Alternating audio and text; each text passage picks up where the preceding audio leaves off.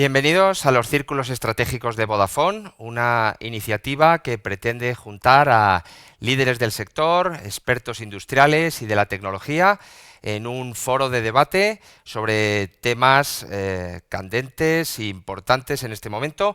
Y arrancamos hoy con la infraestructura del gas, una infraestructura crítica en la era digital, que va a sufrir una transformación muy importante, y tenemos hoy con nosotros a tres grandes expertos. A mi izquierda, Susana de Pablo, directora general de Ingeniería, Tecnología y Transformación de Nagas; Vicente Agramuntel, director de Desarrollo y Transformación de Naturgy Energia; y a José Ignacio García, principal consultor de AFRI. Muchas gracias y bienvenidos. Gracias a ti, José Antonio. Pues empezamos sin más este Círculos Estratégicos con la primera pregunta para ti, José Ignacio, que es inevitable en el momento en el que estamos. Hormuz, Rusia, el gas es muy importante. ¿Cómo ves el futuro y el presente del gas con Irán y sin Irán? Bueno, vamos a ver primero con Irán y después ya vemos sin Irán. Vamos a ver, la situación actual solo afecta a una parte de los suministros de gas, que es la parte ligada a los cargamentos de GNL. En la zona de los Emiratos, Arabia, se produce como un 20% del GNL de todo el mundo. Esto significa unos 100, bueno, si el consumo total de GNL en el mundo son unos 500 BCM, pues sería en torno a 120. Y claro, de repente el 20% de toda esa producción quedarse atascada, pues eso provoca pues, que los precios se hayan duplicado. Esas son las malas noticias, ¿no? Pero también hay noticias que no son tan malas dentro de la catástrofe que es, como por ejemplo que de esa cantidad solo sobre en torno a unos 30 BCM son los que llegan a Europa y un poco más al Reino Unido, con lo cual digamos que el impacto en Europa pues es limitado, no es un impacto brutal. Lo que pasa es que eso sí que impacta los precios, ¿no? Otra buena noticia dentro de la catástrofe es que los mercados, que a veces ven lo que va a pasar en el futuro, pues están pronosticando que en octubre-noviembre pues los precios van a volver a lo que había antes de la crisis. Con lo cual, los mercados yo creo que están viendo un conflicto corto en el sentido de 6-8 meses como mucho, ¿no? ¿Cuál es el impacto fundamental? Pues el impacto fundamental es que ese GNL que venía a Europa, pues ahora que estamos en primavera, lo que tendría que hacer ese gas es llenar los almacenamientos subterráneos fundamentalmente, y eso es lo que puede impactar. Gracias a Dios esta guerra no ha venido en invierno, porque si no los precios hubiera sido mucho peor el impacto. Y de todas maneras, lo que se prevé es que en 6-8 meses también los almacenamientos subterráneos pues, llegará al mismo nivel de almacenamiento que hubo el año pasado. Con lo cual, el impacto de Irán, lo que creen los mercados es que es un impacto limitado en el tiempo y que las consecuencias no van a ser catastróficas.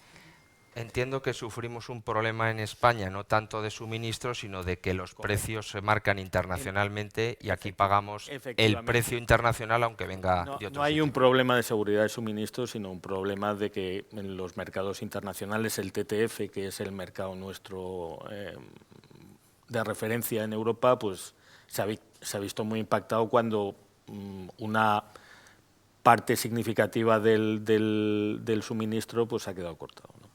En cuanto a cuál es el futuro del gas en España, pues, hombre, teniendo en cuenta que son 350 teravatios hora, 320, 330 teravatios hora, pues digamos que es algo de lo que España no puede prescindir. O sea, nosotros creemos que El gas natural es un vector que es fundamental y que tendrá más o menos peso, pero que seguirá siendo fundamental para el desarrollo económico del país. Hoy es el segundo vector de energía en España. Correcto. Susana, conocemos mucho la red eléctrica desde el apagón eléctrico, especialmente de abril, pero no conocemos una red invisible y crítica que es la red de gas. Y España es la gran y desconocida porque tiene unos recursos que no tienen otros países europeos. Cuéntanos un poco más de esta red invisible. Pues así es. Esta red, que aparentemente era invisible, y voy a poner una fecha, aparentemente era invisible antes del 2022, por desgracia, y digo por desgracia porque los acontecimientos que han ocurrido pues no han sido para nada positivos, ¿no? Pero la buena noticia es que estábamos bien preparados. Es decir, el sistema gasista español cuenta con 13.000 kilómetros de gasoductos de transporte, cuenta con conexiones con nuestros vecinos, con 2 conexiones con el norte de África, 2 conexiones con Portugal, 2 conexiones con Francia, pero sobre todo cuenta con una red de plantas de regasificación que han sido nuestra gran fortaleza. También contamos con almacenamientos, pero nuestra capacidad de almacenamiento es muy inferior a la que puedan tener Francia, Italia o incluso Alemania. Nuestra gran fortaleza son las plantas de regasificación. Contamos con 7 plantas de regasificación, que además operan desde el 2020 con un modelo muy singular que da mucha flexibilidad a la comercialización y que es un hecho diferencial frente a otras plantas. Y es que funcionan como un tanque único. Es decir, en Francia, para que nos entendamos, cualquier comercializador que lleve gas a Foix solamente puede intercambiar, comprar y vender con otros comercializadores que trabajen en Foix. En España no. Cualquier comercializador que descargue gas en cualquier terminal, puedes descargar un barco en Barcelona y otro comercializador puede descargar un barco en Bilbao o en Reganosa y ese gas lo pueden comprar y vender, con lo cual tenemos un mercado muy líquido de gas y además con 7 terminales, pues os podéis imaginar, ¿no? Tenemos más capacidad, bueno, somos el país que más terminales de regasificación tiene de toda Europa. Esto no es que lo diga yo, que es una ventaja, sino que lo dicen las cifras, ¿no? Como comentaba antes José Ignacio, al final el mercado del GNL está conectado, pero por dar cifras concretas. En 2022, cuando la guerra de Ucrania, en septiembre del 2022, los precios del TTF, por ejemplo, llegaron a alcanzar los 300 euros megavatio. Ahora mismo estamos como en el entorno de 60, ¿digo bien? Sí. 300 euros megavatio y en España no superamos los 220. O sea, casi 100 euros megavatio de diferencia. ¿Gracias a qué? Gracias a la infraestructura y a la flexibilidad. Con lo cual, eso hizo que los precios subieron para todos, sí, pero para España menos que para el resto, gracias al potencial que nos daba esa infraestructura. Luego, es una infraestructura robusta que nos ha hecho estar mejor preparados que el resto. Y esa situación se vuelve a repetir ahora mismo.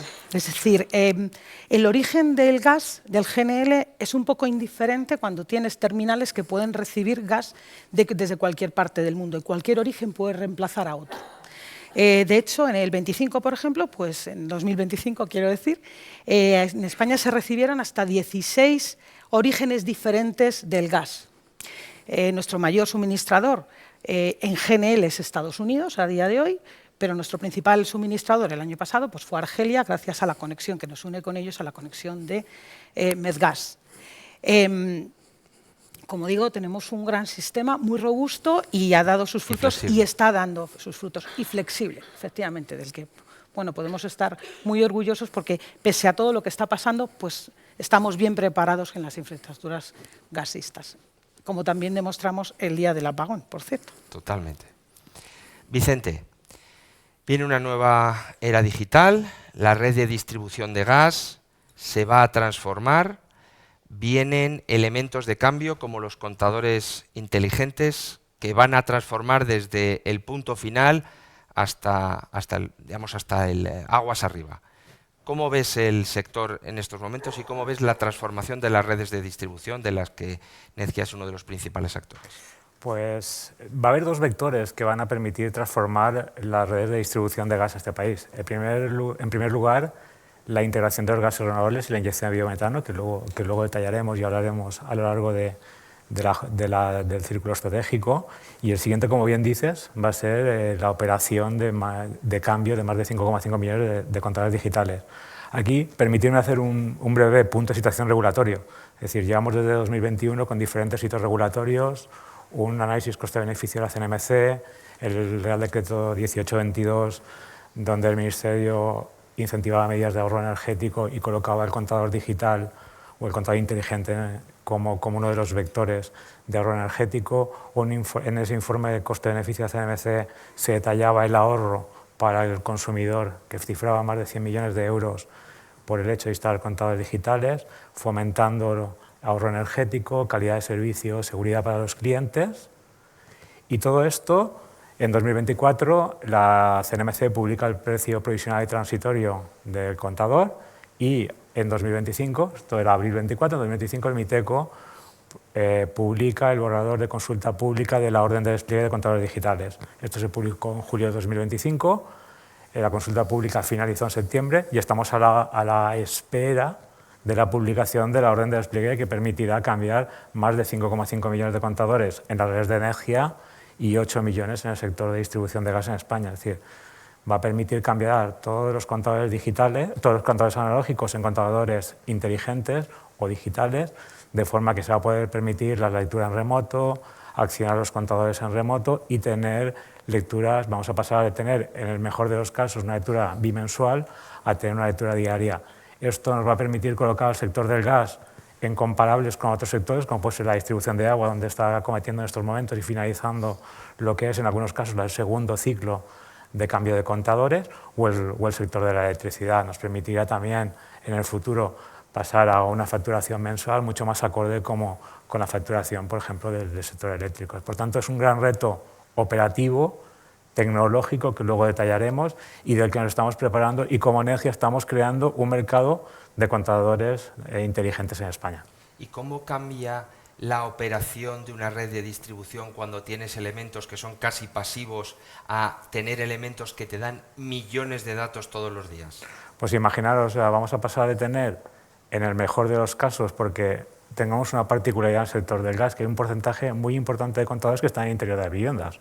Por tanto, para leer y para tener esa lectura del contador hay que acceder a la vivienda, y normalmente hay gente que trabaja, pero la mayor parte de la gente trabaja en la oficina o se desplaza cada día, y hay un porcentaje importante de lecturas que son estimadas. Por tanto, vamos a reducir la lectura estimada, vamos a evitar los desplazamientos de los técnicos a tener que leer, a tener que realizar comprobaciones en las viviendas. Va a ser posible tener la lectura diaria, vamos a tener acceso al consumo diario, mejorará todo el tema de liquidaciones, balances, operación, evitar operaciones, un tema de seguridad, un tema de fraude también, detectar el fraude, poder informar a los clientes. Yo creo que aquí hay en este proyecto, más que operación, va a ser muy importante el cambio y transformación en la operación de las redes, pero sobre todo el servicio y la calidad que vamos a dar al consumidor final, al cliente de gas. Vamos a ser capaces de poder disponibilizar una plataforma de datos donde van a poder acceder a su consumo diario, van a poderse comparar con sus vecinos del barrio, con su municipio, y vamos a poder, como en otros sectores, ofrecer y disponibilizar información para que el usuario final, el cliente final de gas, pueda controlar su consumo y pueda acceder a su consumo, porque ahora la forma que tiene de acceder a su consumo, de controlar su consumo, es la factura mensual, que llega cada 2 meses, por tanto, y en algunos casos estimada. Por tanto, mejora de calidad de servicio, mejora de la información, mejora de la seguridad y eficiencia energética. Susana, ahondando en este tema de los Smart Gas Grids, ¿cómo afecta que la red de distribución esté tan digitalizada y pueda gestionarse de esta nueva manera a la operación del sistema, a la red del transporte? Sí. Es un gran beneficio, ¿no? Pues es un gran beneficio, como bien dice Vicente. Efectivamente, la disponibilidad de una mejor calidad del dato, tanto en frecuencia como en la propia calidad, de poder disponer de medida digital de todos los contadores cada día, en cada momento, permitirá tomar mejores decisiones a todos los que componen la cadena de valor. Desde la parte, sabéis que Enagas tiene 2 roles, por decirlo así, el rol de transportista y el rol de gestor técnico del sistema. Bueno, pues el rol del gestor técnico del sistema todos los días recoge toda la información que le proporcionan los distribuidores, toda la información que le proporcionan los transportistas, hace estimaciones de cuánto puede ser el consumo que llevan en el día los diferentes comercializadores, y esa información, que se llama provisión de información, la pone a disposición de los comercializadores. Pues bien, si se tiene un mejor dato, esas estimaciones dejarán de ser estimaciones y se convertirán en datos reales.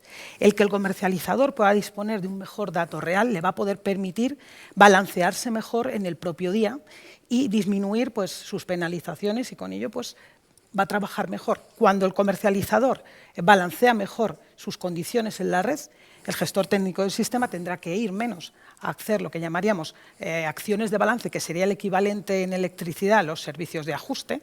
Dentro del mundo del gas, los servicios de ajuste se llaman acciones de balance, y por tanto la operación de la red pues mejorará. Es decir, el tener mejores datos en todos los ámbitos mejora las decisiones, y, como no, en el mundo del gas, pues también, ¿no?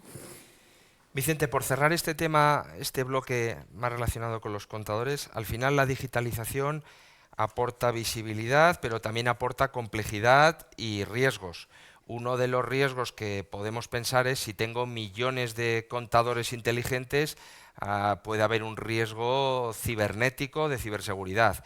¿Cómo planteáis, cómo visualizáis esa mayor exposición digamos, al dato y a estar disponible digitalmente? Bueno, pues como comentaba anteriormente, llevamos varios años trabajando en este proyecto. En primer lugar, hemos tenido que crear un mercado de contadores de gas en España. Es decir, tenemos condicionamientos técnicos, y esto es similar a las vías, ¿no? O sea, tenemos el ancho de contadores diferente en España que en Italia. Por lo tanto, el primer condicionante ha sido técnico, ¿no? El ancho de bridas, que solemos decir técnicamente. Respecto a nuestros vecinos comparables que ya están trabajando en temas de smart meters, como puede ser Italia, Francia, UK o Países Bajos, tenemos una serie de condicionantes técnicos que nos hacen tener un caso de uso español. Por tanto, primera decisión estratégica, crear el mercado de contadores, trabajar con fabricantes y elegir la tecnología. Aquí, importante, ciberseguridad, robustez, resiliencia. Somos una infraestructura crítica, como comentaba Susana. En nuestro ADN, trigrama energético, seguridad de suministro. Por tanto, dentro de la seguridad de suministro, la resiliencia de nuestras redes asegura esa seguridad de suministro, nos hace tener que tomar una primera decisión. La primera decisión es qué tecnología de comunicaciones utilizamos para conectar esos 5,5 millones de dispositivos que vamos a tener en nuestras redes. Tomamos una primera decisión estratégica, que es redes de operadores privados licenciadas, como es el caso de Vodafone. España tiene una situación estratégica y unas redes, igual que las de gas, estupendas y muy preparadas para hacer frente a este reto. El reto es que vamos a ser, después de las balizas, el mayor cliente de dispositivos NB-IoT. Hemos optado por la tecnología Narrowband IoT, que nos permite, es una tecnología que se ajusta muy bien al caso de uso. ¿Por qué? Porque, a diferencia de otros sectores como en España, que la vida útil o la vida regulatoria del contador de agua es 12 años, en el caso del gas, la vida útil del contador está establecida en 20 años. Por tanto, necesitamos minimizar el consumo de energía del dispositivo, que cuando el dispositivo se conecte transmita la información que tiene que transmitir, que va a ser la lectura diaria, va a ser los comandos para operar la válvula y, sobre todo, si hay que hacer alguna actualización de firmware, que los técnicos llaman FOTA, Firmware Over the Air. Esto, veo a algún experto aquí que en el foro que lo conoce muy bien. Por tanto, minimizar el consumo de energía, y por tanto tenemos que ir a tecnología Narrowband IoT. Con esto, con las infraestructuras, con una estructura, como comentaba, de infraestructura de telecomunicaciones licenciadas, con operadores como Vodafone, que invierten a largo plazo, como los operadores de transporte y distribución de gas, nos hemos asociado con socios perfectos, ¿no? Es decir, tecnología Narrowband, poco consumo de energía, gran cobertura dentro del territorio nacional. En los más de 1.200 municipios en los que operamos tenemos cobertura de los operadores, tenemos cobertura, en este caso, de Vodafone, y lo que quedaba era, vamos a hacer pilotos. Es decir, hemos seleccionado caso de uso, hemos seleccionado la tecnología, que es Narrowband IoT, y por tanto vamos a probar la integración y el desarrollo de un smart meter en España, o un contador inteligente, de forma que nos permita tener toda la funcionalidad de ese caso de uso, que es tener lectura diaria, poder operar en remoto el contador, de forma que podemos accionar el cierre de la válvula. No aperturaremos la válvula, porque es por un tema de seguridad. Tendremos siempre requerido la presencia física por un tema de seguridad. En el gas la seguridad forma parte de nuestro ADN y, por tanto, como decía, infraestructura crítica. Por tanto, vamos con una red de 5G y, sobre todo, otro de los temas muy importantes. Como estamos creando un mercado de contadores en España, el contador tiene que ser, yo llamo, nativo ciberseguro. Es decir, en todo el proceso que estamos haciendo de homologación de proveedores, la ciberseguridad es otro componente de homologación y de certificación.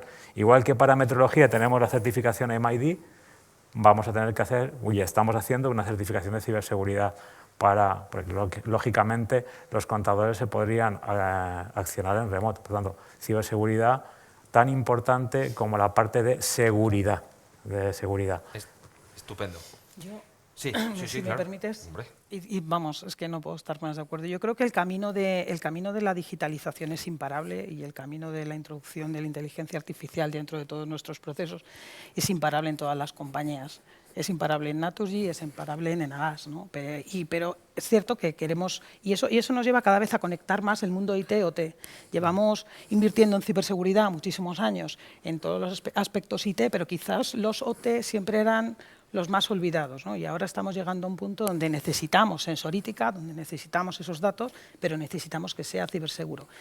Y también estamos en esa misma fase de que nos importa mucho la cadena de suministro. No solamente nuestra ciberseguridad, que también trabajamos y reforzamos para reforzarla cada día, sino tener partners que sigan esos estándares, porque no solamente nosotros somos una infraestructura crítica, sino todos nuestros partners tienen que tener eso y esa conciencia, ese espíritu y tener los mismos estándares de ciberseguridad que tenemos nosotros.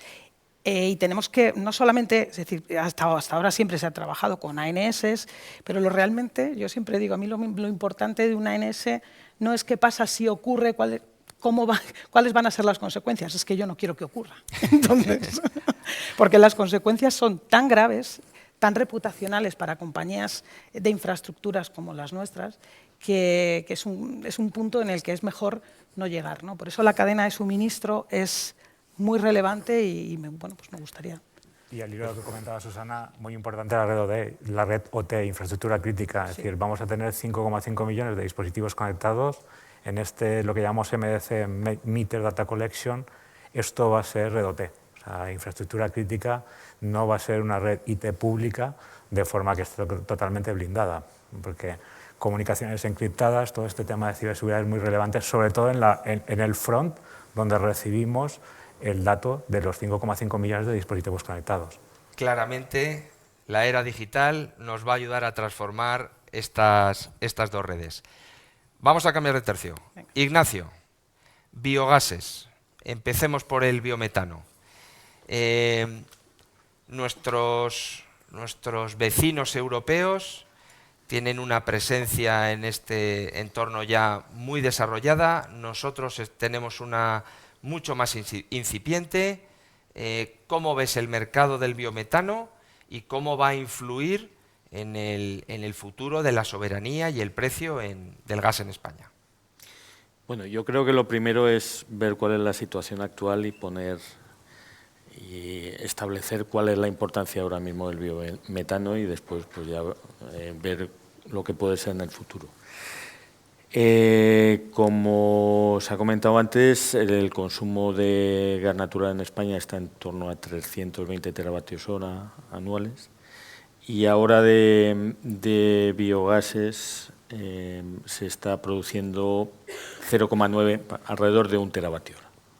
Esa es la producción actual. Luego, la producción es prácticamente nada. El mayor productor es la planta de Valdemín-Gómez, que produce biogases a partir de los residuos de sólidos urbanos.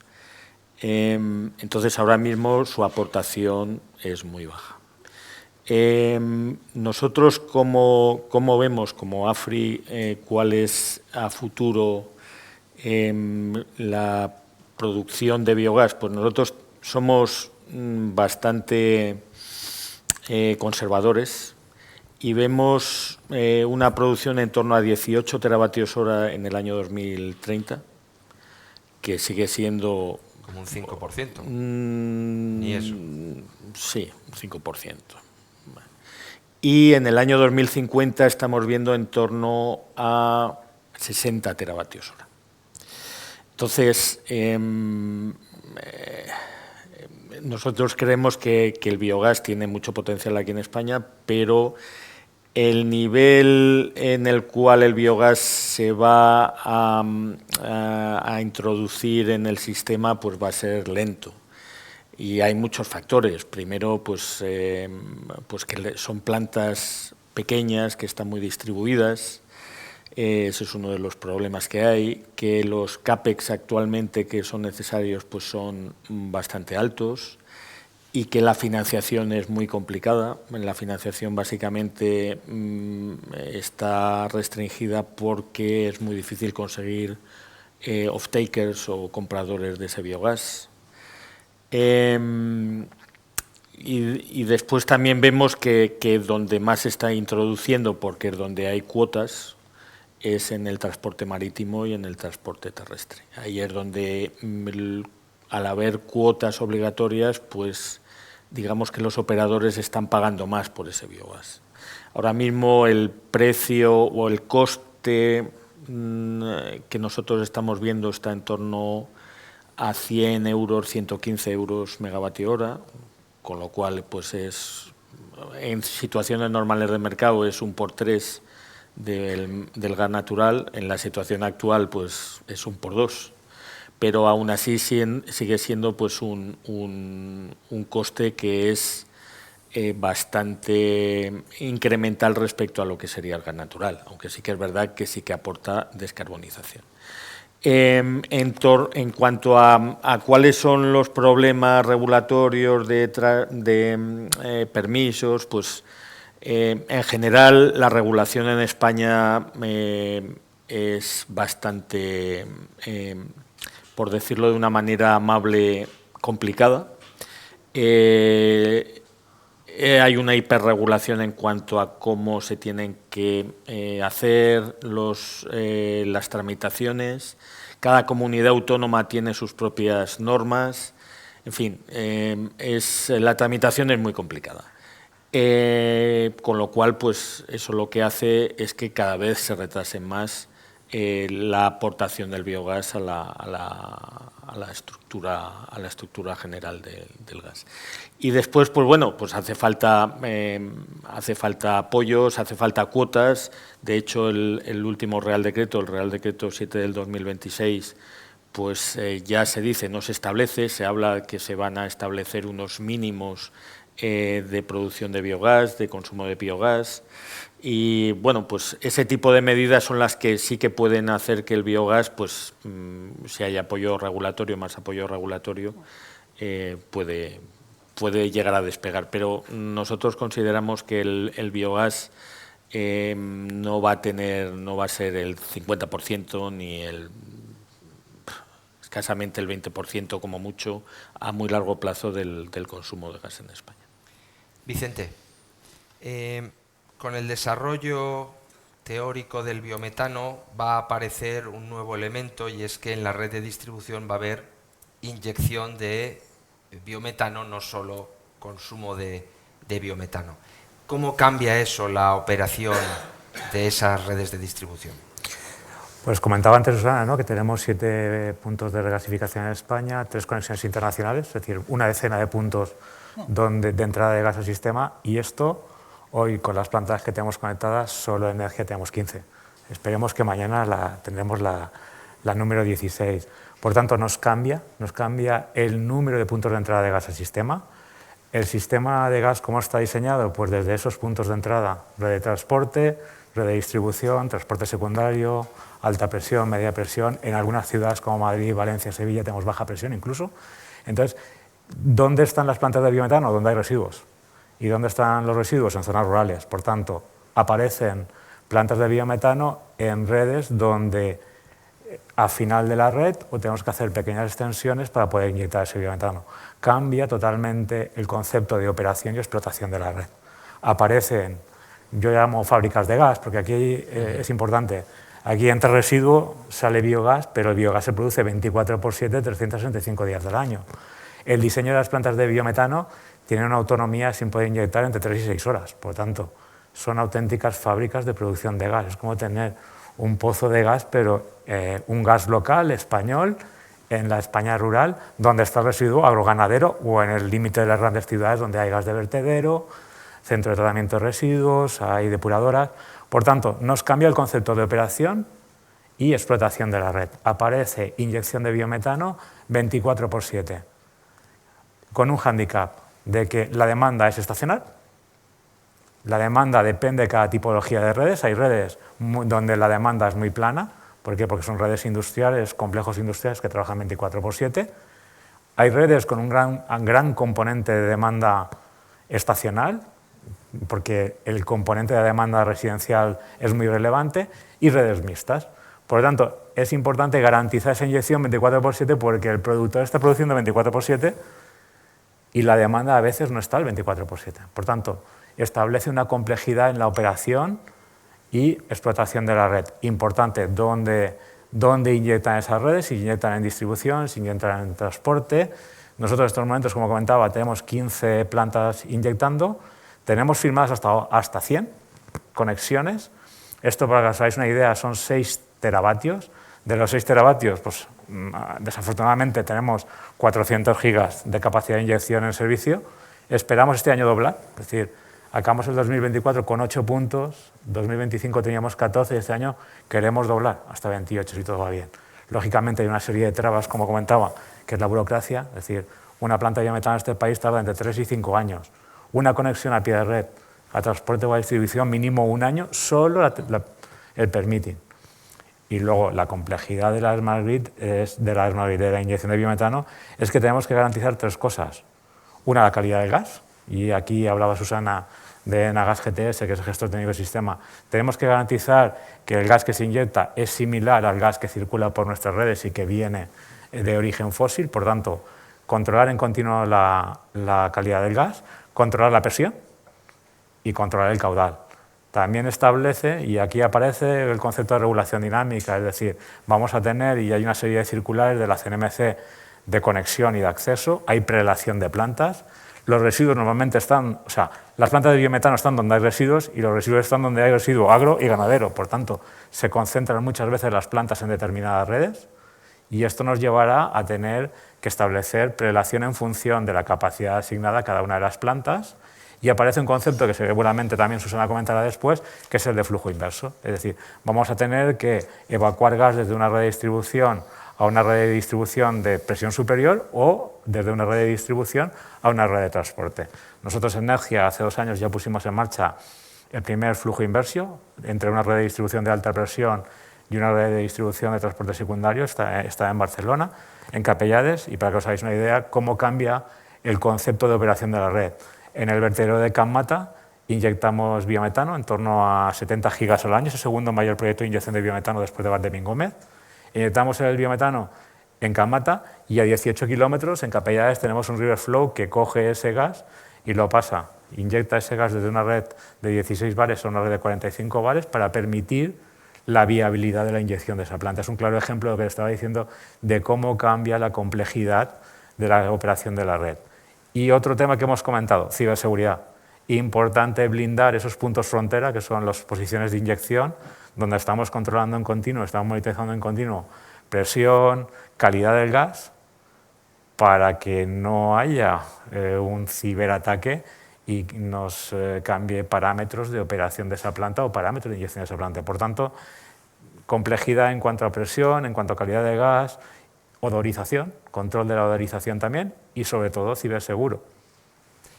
Pues te han puesto la alfombra roja. ¿Qué ocurre si ahora en vez de 20 plantas tuviéramos 200 o hasta 1000 como nuestros vecinos José Antonio, europeos? si los franceses son capaces, nosotros también. También. O más, nosotros más. Exacto. Vamos a ver, varios puntos me gustaría comentar. Lo primero, José Ignacio, los 18 teras que estimáis para el 2030 pueden parecer poco, pero son un esfuerzo enorme. No, eso no lo dudo. Eso no lo ¿Vale? dudo. Francia tiene Eso no lo dudo. 800 plantas y para esas 800 plantas, después de muchísimos años de invertir en esfuerzo de biometano, el año pasado produjeron 11,6 teras. O sea, 800 plantas, 11,6 Porque teras. son más pequeñas. Alemania tiene 300 plantas y el año pasado produjeron del orden de 13 teras. Las plantas alemanas, evidentemente, son diferentes. Pero ese es el orden, es decir, se necesitan muchas plantas de biometano, mucho esfuerzo inversor y mucho esfuerzo de mucha gente para conseguir esos 18 teras, que ojalá que estén, pero que no es algo fácil. No, ¿bien? no. Que los 18 teras son retantes para todos. Bien, también como decía Vicente, pues estamos manejando ahora mismo un sistema con 10 entradas, más o menos, 10, 12 entradas. Esas 10 entradas se gestionan a través de instrucciones que son, pues muchas de ellas telefónicas, vía correos electrónicos, plataformas. Si estamos pensando en 800 plantas o incluso en 200, 260 son las que ahora mismo tenemos viabilizadas en todo el sistema, entre ellas las de energía. ¿Vale? No puede ser una gestión como la que venimos haciendo, sino que tiene que ser una gestión pues, mucho más en automático, como no puede ser de otra forma. Ventaja. Pues también nosotros hacemos ahora planes de contingencia suponiendo que falla una entrada. Si te falla una de las 14 entradas, ¿qué tenemos que hacer? Tenemos que dar la vuelta a todo el sistema. Si te falla una planta de producción, pues cuando tienes 200, pues verdad, pues no pasa nada. O sea que tiene sus ventajas y sus inconvenientes. Será una producción distribuida, con lo cual mejorará muchas cosas. Pero además el biometano, los gases renovables en su conjunto aportan seguridad de suministro que ahora mismo es tan necesaria y la tenemos todos tan presente, ¿no? Es decir, ahora mismo tenemos claro que en Europa estamos a merced de por dónde viene el aprovisionamiento y entonces no solamente es una cuestión, necesitamos los gases renovables no solamente por una cuestión de transformación y de sostenibilidad, que también necesitamos fortalecer nuestra energía. Necesitamos disminuir la dependencia que tenemos del exterior. Y los gases renovables ahí son una aportación. Y no es que lo diga yo. El sábado se publicó en el BOE el Real Decreto 7/2026, un plan de medidas para toda esta crisis de Oriente Medio y en el artículo 26 explicita un impulso al biometano. ¿Por qué? Porque el biometano tiene una característica de robustecer también y de disminuir, aunque sea poquito hoy, pero disminuir esa dependencia de otros combustibles y esa estar a merced de la volatilidad de los precios que no controlamos. No establecía cuotas directamente, sino que ese artículo 26 lo que establece es que el Gobierno tiene que aprobar por Real Decreto Ley un plan de incentivos y de medidas, tanto para el consumo como para la venta de biometano, que aceleren esa creación de nuevas plantas de las que estamos hablando. O sea que... Pues permitirme que cierre este bloque con José Ignacio. Al final... nosotros nos vamos a encontrar con una situación similar a la de las renovables en la electricidad, en la que me pregunto, o te pregunto, si este negocio va a depender solo de subvenciones o es un negocio económicamente viable de por sí. El biometano, ¿te refieres? El biometano. Hombre, yo creo que es un negocio que va a funcionar por sí mismo. O sea, sí que es verdad que al principio va a necesitar un apoyo, va a necesitar unas cuotas, va a necesitar unas obligaciones como se hace en el transporte marítimo o como se hace en el transporte terrestre. Y eso lo que va a hacer es que se consiga un consumo y se pueda bajar los precios, los costes, el LCOE del biometano. Lo que sí que es verdad es que nosotros no vemos que a largo plazo el coste del biometano baje de 90 euros megavatio hora. a largo plazo. Y sobre todo es debido a que no hay las economías de escala que hay en otras tecnologías, por ejemplo las renovables.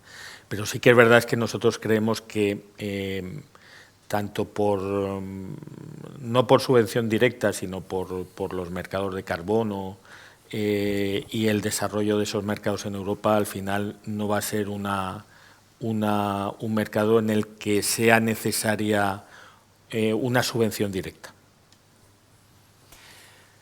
Bueno, pues os voy a hacer una última pregunta, que es la misma para los tres, con un tercer y último bloque que tiene que ver con el hidrógeno verde particularmente, y el futuro y el presente del hidrógeno, que depende a quién preguntemos, pues puede tener más creyentes o menos creyentes. Entonces, la pregunta es muy simple. ¿Cuál es vuestra visión sobre el hidrógeno? Y empezamos, si te parece, Susana, por ti. Bien, pues la visión que tiene Nagas sobre el hidrógeno yo creo que es ampliamente conocida. El hidrógeno para nosotros no es futuro, el hidrógeno para nosotros es presente, por un motivo. Las grandes infraestructuras necesitan dos grandes cosas para que sean una realidad, y es tiempo e inversión. Y el tiempo y la inversión pues, requiere tomar decisiones con perspectiva. El hidrógeno, pues el hidrógeno es una molécula que es una solución de descarbonización para una parte de los consumidores, en este caso la industria pesada, que no tienen opción técnica de descarbonizarse mediante la electrificación, que es el principal vector de descarbonización que la Comisión Europea hoy por hoy está contemplando. Estamos trabajando ya en la red de hidrógeno. La red de hidrógeno española, la PCI, se presentó a PCI en el año 2022, es así considerada como un proyecto de interés común. Dentro de España pues, es un proyecto de 2.600 kilómetros de ductos de hidrógeno, parte de ellos forman parte hoy de la red de gas que se puede reutilizar en un proceso que llamamos repurposing para el transporte de hidrógeno. Ese es el PCI que llamamos de la red troncal, 2.600 kilómetros, dos grandes conexiones, una conexión submarina que es Barmar, que unirá Barcelona con Marsella, 400 kilómetros de ducto submarino, como dice mi gente, un proyectazo, con 2.000, imaginaos. Un proyecto de ingeniería brutal. Sí. Y una conexión con Portugal, que es el Celorico Zamora. Toda esta red se pondrá en funcionamiento a principios, bueno, y un almacenamiento, el North 1, dos almacenamientos, el Norte 1 y el Norte 2, uno en Cantabria y otro en País Vasco. Toda esta red se pondrá en funcionamiento a principios de los años 30 para dar solución al problema de descarbonización y también para dar, como estamos hablando, ¿no?, de tener una energía que dependa más de nosotros cuando hablo de nosotros me refiero de Europa que del resto. España aquí, pues España tiene una gran oportunidad porque nosotros somos capaces de generar hidrógeno renovable a un mejor precio que otros países en Europa, y así lo están viendo Estados miembros, pues como por ejemplo Alemania, que está apostando como principal corredor por el corredor que viene con ese hidrógeno desde Portugal, España y Francia. Entonces, para nosotros el hidrógeno es una realidad que no es que España únicamente esté apostando por el hidrógeno, es que Europa está apostando por el hidrógeno.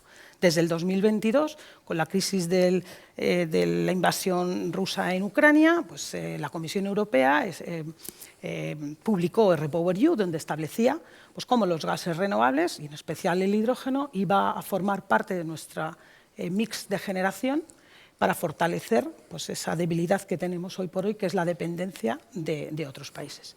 Y ese es nuestro día a día. Es decir, para mí el hidrógeno es futuro, pero es presente. Estamos trabajando Para Enagás es una oportunidad porque el hecho de tener que crear una red separada, porque no puedes mezclar los dos son dos gases, marcos diferentes. Es crear un nuevo Enagás. Sí, de hecho, ya hemos recibido fondos CEF para los proyectos, los recibimos el año pasado, nos dotaron con 76 millones de euros para estudios, somos uno de los corredores, como digo, con mayor madurez.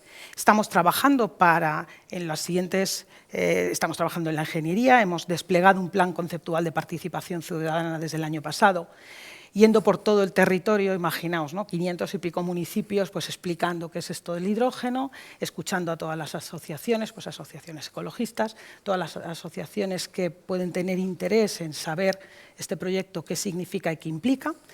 Estamos ahora desarrollando también los estudios de impacto ambiental y el objetivo es a final de año pues empezar a enviar toda esa tramitación bajo el paraguas del reglamento TEN-E. Bueno, Ya está. claramente una visión muy positiva. Me pongo polémico. José Ignacio, te pido ayuda. Yo veo que grandes multinacionales están echándose atrás en inversiones en hidrógeno, cerrándolas o reduciéndolas, en España y fuera. Veo que la Unión Europea, que citaba Susana, creó el Banco Europeo del Hidrógeno y ha dado mucho dinero, miles de millones de euros, a proyectos que no acaban de coger la tracción. ¿Esto héroe o villano? Bueno, a mí lo que pasa es que aquí parece que soy yo el malo de la película, pero en fin, yo, vamos a ver, por un lado sí que es verdad es que el hidrógeno, como dice Susana, pues tiene un montón de ventajas desde el punto de vista de que es un gas autóctono, que disminuye nuestra dependencia exterior, que es un vector de descarbonización para muchas soluciones industriales, es el único vector de descarbonización que puede existir, o una de las pocas soluciones que hay para producción de alta entalpía, pero también hay que ver la realidad, y la realidad es lo que tú estás diciendo. La realidad es que ahora mismo no es económico y no tiene tracción.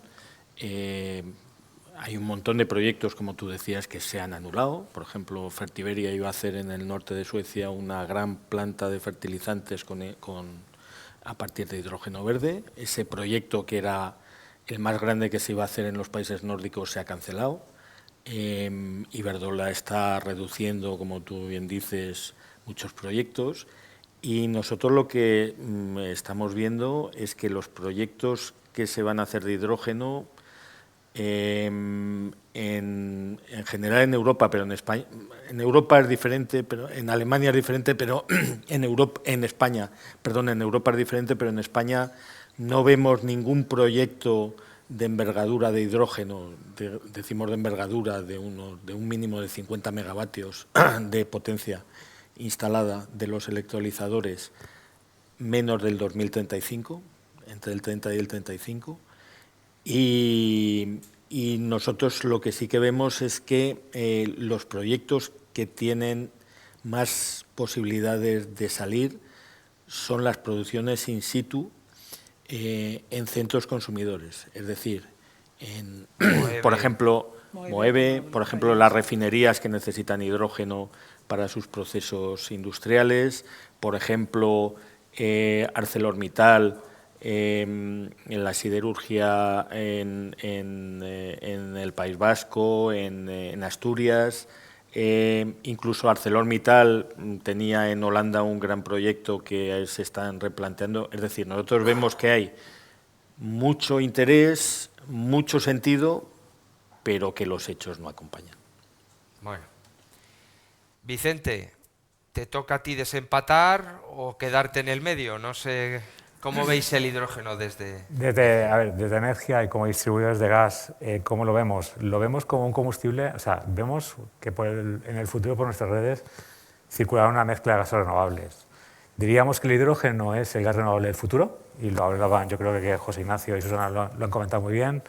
Necesita un grado de madurez tecnológica que no hemos alcanzado, es decir, no hay unas economías de escala de forma que ese coste de producción de hidrógeno sea eficiente para los usos industriales a los que se quiere dedicar. Creemos que el biometano, como hemos comentado antes, es el gas renovable del presente, porque no hay que hacer nada. También hay que poner una dosis de realidad, es decir, para circular biometano, para consumir biometano no hay que cambiar nada. Es decir, no hay que cambiar quemadores industriales, una industria cerámica, una industria gas intensiva un gran consumidor industrial con alta temperatura, no necesita cambiar nada con biometano, con el hidrógeno cambian los porcentajes, cambia el índice de Bove, cambia la llama, cambian las condiciones de seguridad, por tanto... Ni las calderas en las casas. Ni las calderas en las casas, pero eso ya es otro cantar que también me gustaría comentar, ¿no? Es decir, el hidrógeno lo vemos, sí, a futuro, economías de escala, un grado de madurez tecnológica, hay otro componente, hidrógeno y agua, un agua de alta calidad también, eso hay que tenerlo en cuenta, la seguridad.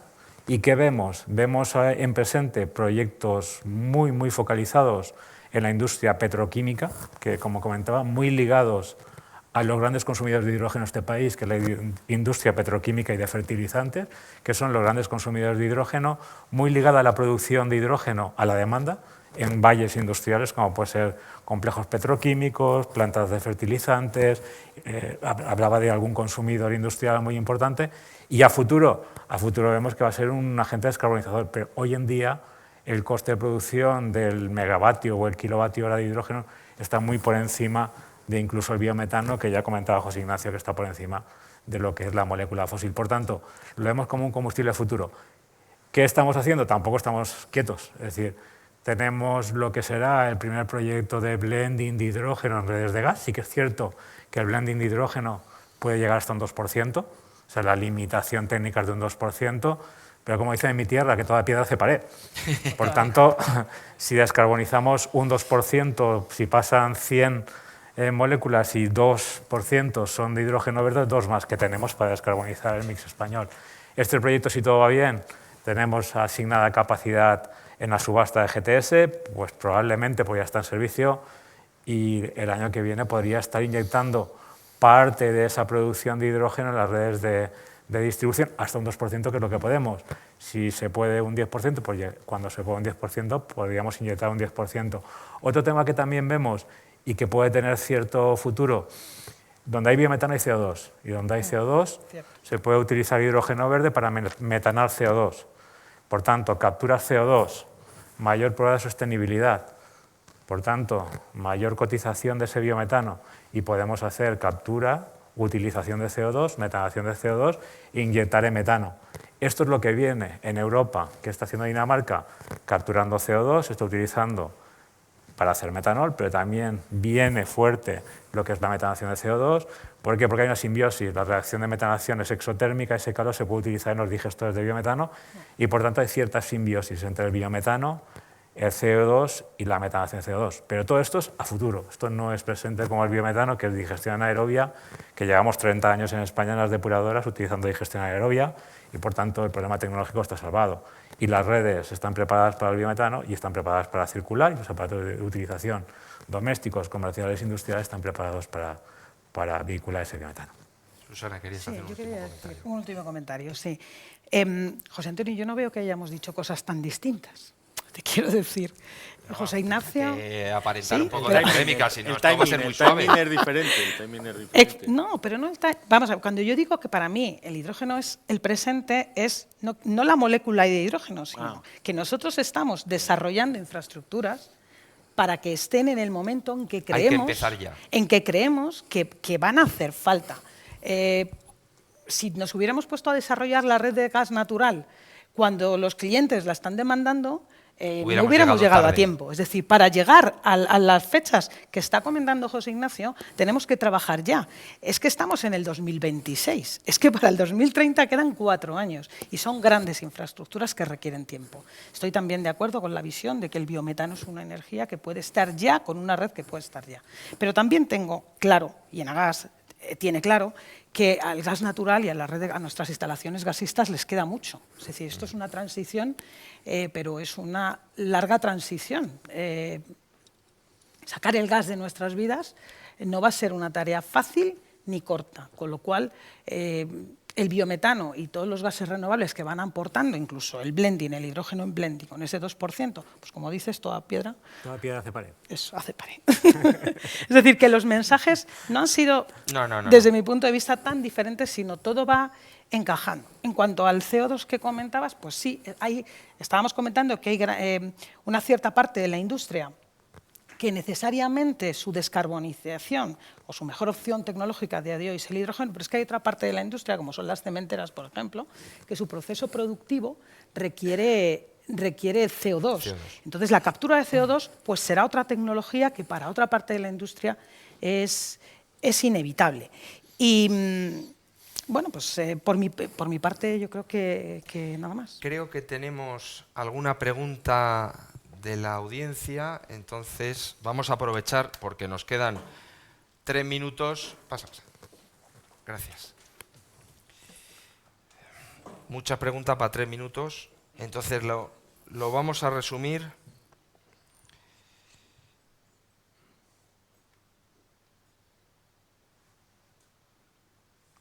Bueno, me voy a quedar con la primera,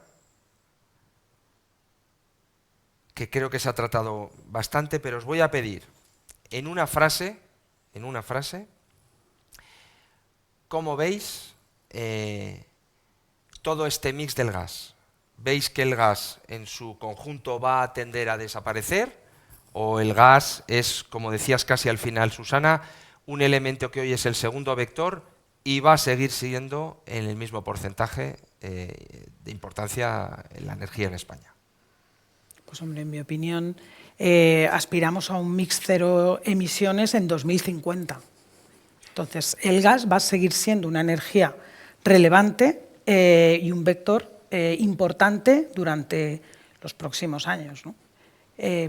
Eso sí, pues que irá siendo sustituida por otras energías, como puede ser el biometano o puede ser el gas natural, por los gases renovables o incluso la electrificación, que es la apuesta que hoy por hoy está haciendo Europa, ¿no?